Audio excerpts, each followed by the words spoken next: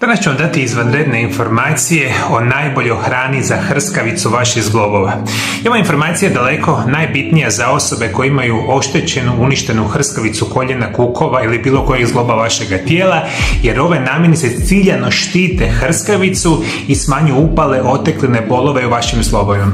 Ovu listu jako dobro zapamtite. Moja prva preporuka će biti probiotici. Specijalno kefir koji je moćan probiotski napitak. Kefir je fermentirani mliječni napitak bogat probioticima koji pomažu obnovi zglobova. Moja druga preporuka je smeđa riža. Smeđa riža sadrži hijalurunsku kiselinu, ključnu za zdravlje hrskavice i zglobova. Moja treća preporuka je juha od kostiju, koji je izvanredan prirodni izvor kolagena, proteina, koji je važan za zdravlje kostiju, hrskavice i ligamenata. Moja četvrta preporuka je tamno listnato zeleno povrće.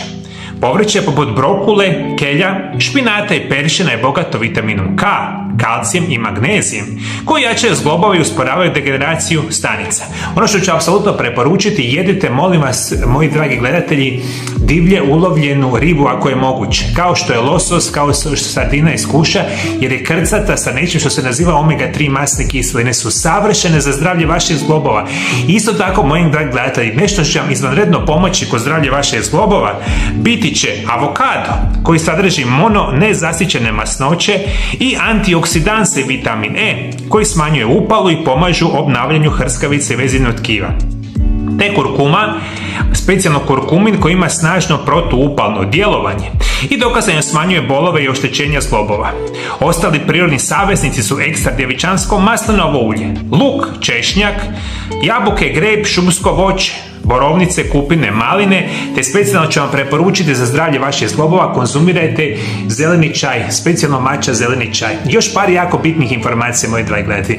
Ne postoji na svijetu niti jedna prirodna supstanca koja će ponovo vama uzgojiti hrskavicu vašega zgloba.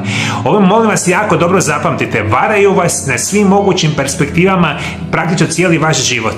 Nude vam kreme, tablete, injekcije, operacije i sve će vam to obnoviti hrskavicu zgloba, a vi jadni naivni ste i vjerujete svakome. Zato vam preporučujem, ako gledate ovaj video zapis, u 25 godina rada s pacijentima koji imaju oštećenu hrskavicu nikada u životu nisam vidio, niti postoji metoda koja uzgoji vašu hrskavicu koja je uništenja.